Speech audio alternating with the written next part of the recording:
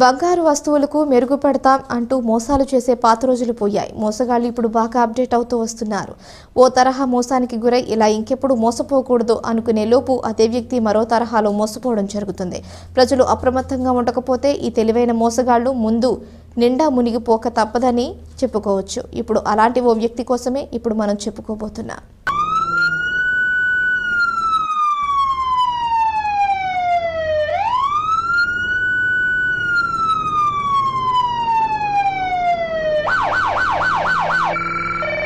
ఈ ఫోటోలో కనిపిస్తున్న వ్యక్తి పేరు దంతులూరి వీరభద్రరాజు. చూడటానికి చాలా సాఫ్ట్గా ఉంటాడు, కానీ మహాకేటుగాడు.